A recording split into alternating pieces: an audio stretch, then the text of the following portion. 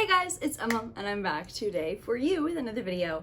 And today we are doing my March 2023 reading wrap-up.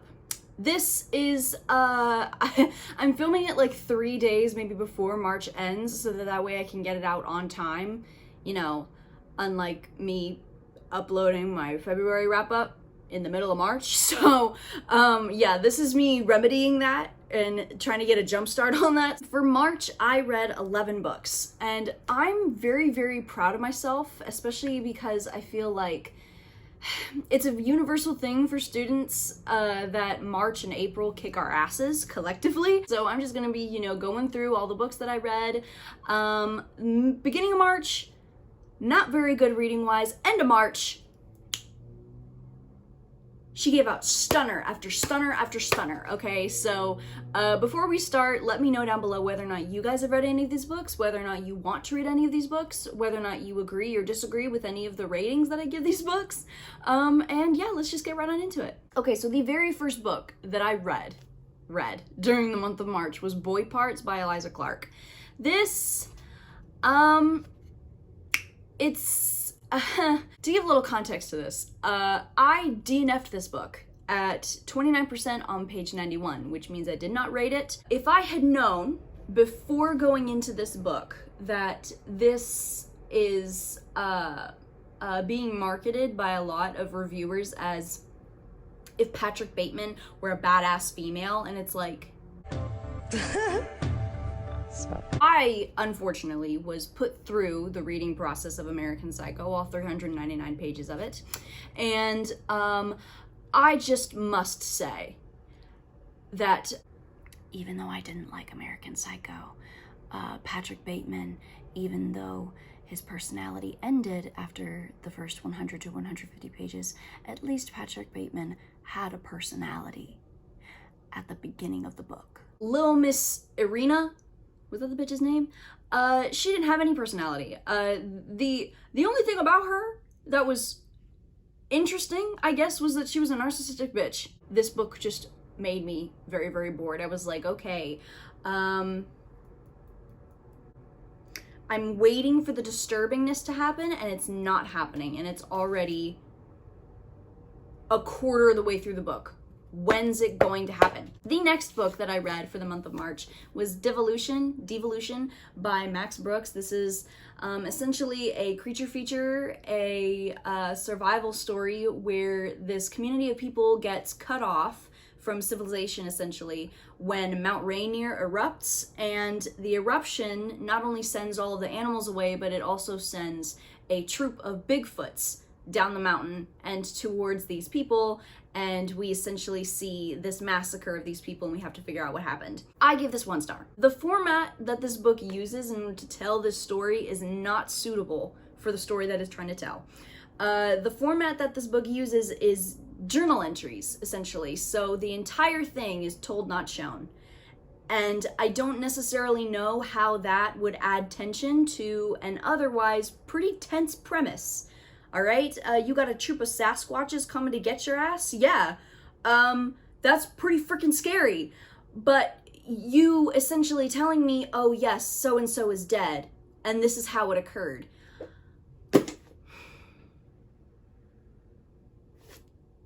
What am I reading this for then? Pretty much everything else just fell in line with that, unfortunately, and especially the characters. The characters in here are just so stereotypically, cartoonishly doing stuff that you know they shouldn't be doing, and it's not even in a fun way that can make you like laugh at them. It's just in a way that it's like, this is so predictable and it's nothing new from any other character that we've seen in this type of situation in any other type of media. The only thing overwhelming about this book at all is the wave of dread that would wash upon me every time I had to think about having to get through this book. Picking up the mood a little bit, I read Bloodchild by Octavia E. Butler. This was my very first Octavia Butler book, and I'd heard that she was an amazing science fiction author, and I was like, you know what? Why not? This is essentially about humans who have gone on to another planet, and they have met this race of insect-like aliens. They're basically huge millipedes called the Tlick. And the Tlick are a dying race. And so in order for the humans to stay, you know, the humans are like, hey, can we stay on this planet? The Tlick are like, oh yeah, sure, but we need your help in return because our race is dying out. And so all the humans, or at least the humans that we follow, are kept on this preserve. And the male population of the humans on this planet are subjected to carrying the eggs of the Tlick. I gave this book 4 stars. It was like so weird, but it was so fascinating. It was only like 30-something pages long. This book deals with a lot of topics that are already disgusting, human on human, but these topics now associated with alien on human, it's even more predatory and just gross. Like, for example, we deal with grooming, we deal with sexual slavery. It's a lot.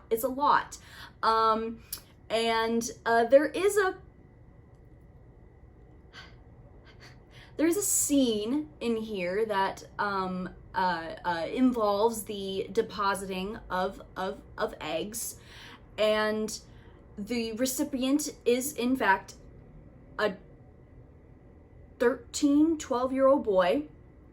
It dealt with the idea of humans essentially having to pay rent. The only reason it's not 5 stars is 1, the scene, which, sorry, that's just how I roll. And also, I remember reading the like author's note or the acknowledgements or something like that. And I remember Octavia Butler saying something along the lines of, I don't understand why people associate this book with sexual slavery or slavery in general, when it's really a love story. I beg your pardon? What do we mean by that? Please elaborate, because your girl's getting a little worried here. Other than that, 4 stars, and I need to read more Octavia Butler. The 4th book that I read for March was Severance by Ling Ma. Now, this book I also DNF'd. I DNF'd it around 37% on page 107. This is by far one of the most boring books that I've ever read in my life. This is essentially about, it's either the world or just America. America has gone through a pretty bad epidemic of this disease that is essentially a really bad flu. The only things I liked about this book were the potential that the writing had and the potential of the premise. The flashbacks that are littered throughout here, in my opinion, don't seem to have anything to do with the story. So not only would they be put in very inopportune places when, you know, we were getting to climactic points in the plot, but also they didn't seem to add anything to the main storyline. Another big thing for me, the disease really didn't make any sense. I was like, okay, so are they zombies or are they not zombies? Or are they zombies, but we're just not calling them zombies? Because you said earlier in the book that they're not zombies, but they act like zombies. So are we trying to find an untrademarked name for these? You know what I mean? Now we are out of the thick of disappointing and underwhelming reads, because now we are coming into essentially a field of 4s and 5 stars for me, okay? The first being Aphrodite Made Me Do It by Trista. I gave this 4 stars. This is a poetry book about the narrator essentially being approached by Aphrodite, and Aphrodite saying, girl, pick yourself up. I am not really a big fan of poetry. I've been trying to read more poetry. And I did enjoy most of the pieces in here. This book is essentially formatted kind of like a scrapbook, and for some of the pictures I understood why they were there, but for others it just didn't make any sense. It really just made the images that were kind of put, in my opinion, haphazardly all throughout this book, it made them seem more obscene. So while this wasn't my favorite book that I read this month, I really did enjoy it. It got me, it was a breath of fresh air because I read it one sitting. It's a poetry book. The next book that I read for the month of March was another short one, and that was Sweat and Soap Volume 3. This manga follows Asako and Kotaro as their relationship develops, and how, you know, he is obsessed with her, she is obsessed with him, and it's just really cute. Okay, I give this 5 stars. I've given all 3 issues that I've read so far, 5 stars. I just love this manga series so much. I think it's probably one of my new favorites. I just love seeing their relationship. I love seeing how they communicate with one another. I love reading about people being in love, okay? I love it. There's not really much I can say, okay? I've said it about the other 2 editions. I just love the communication that they have, and how they both really do try to be better for the other person, and how they do try just in general in this, and it's so cute. Okay, so if you're looking for just a new manga to try, I cannot recommend Sweat and Soap enough.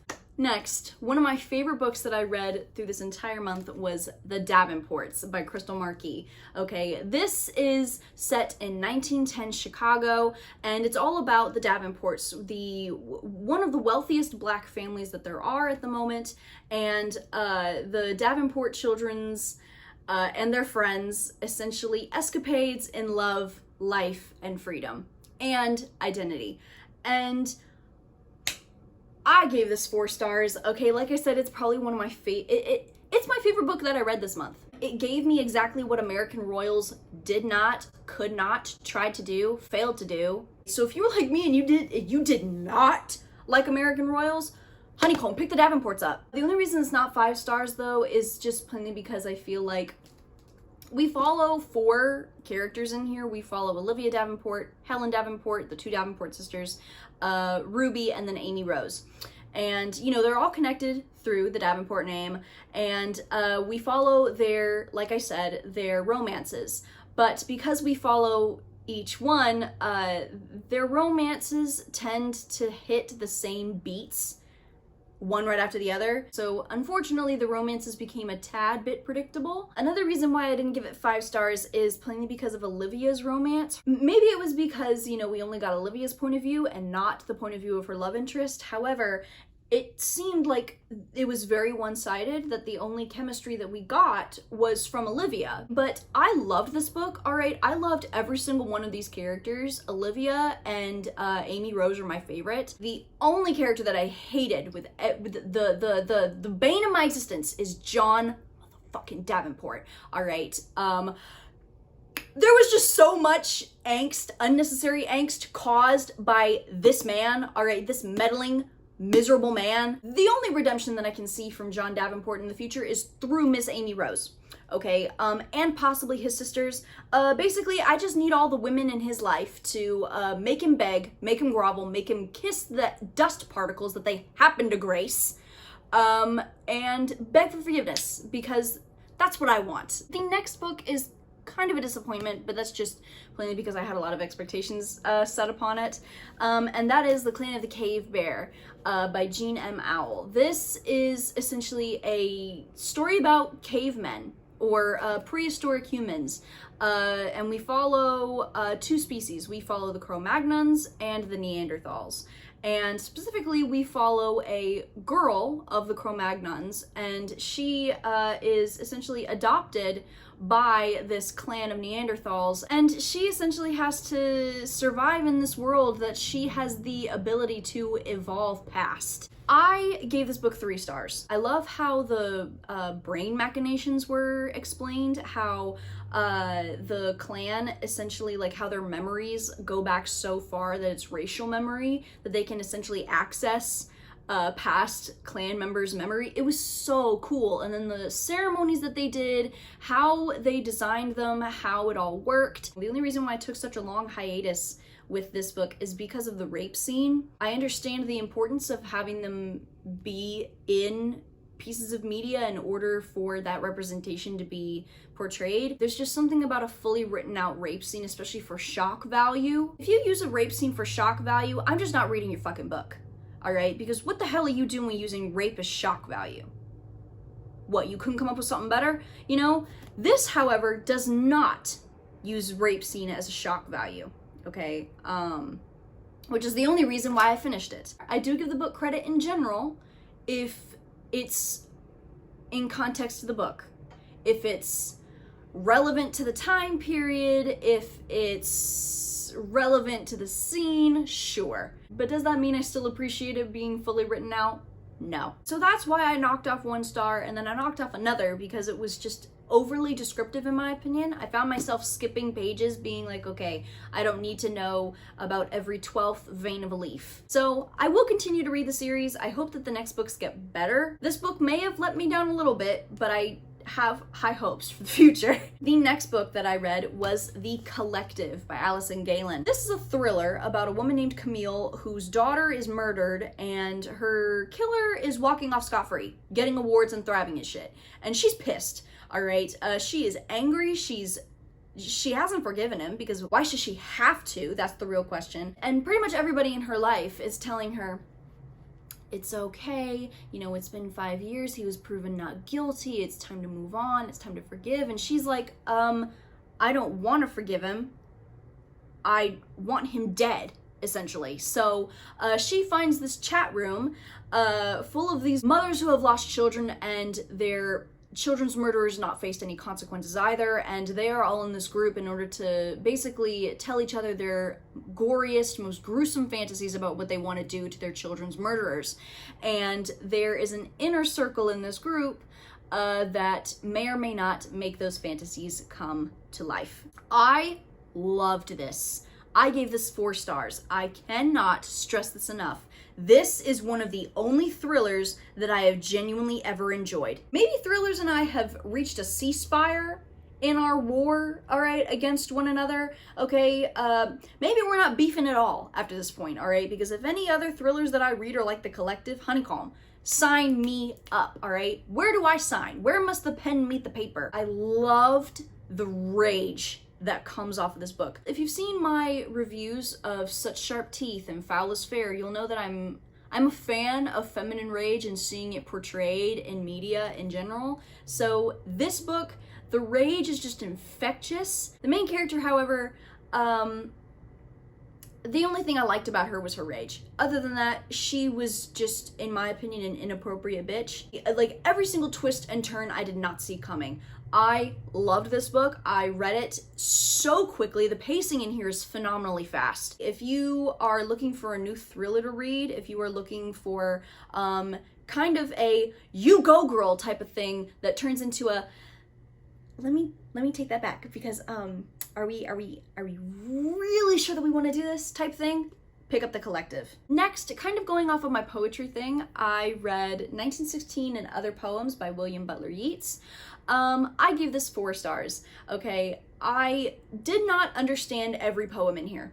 I'm gonna be frank. I did not understand every poem in here, but even with the poems that I did not understand, I loved how they read. I love how they tasted on my tongue. I love how they sounded coming out of my mouth. I just loved how beautiful each of these poems were, even the poems that I couldn't glean every single detail from, which I think that says something. I just love his poetry, especially his poems about, what was that woman's name? Maud Gone? Or at least the poems that I think are about this woman that he had such a crush on. Maybe some of the poems were about her daughter. I don't know.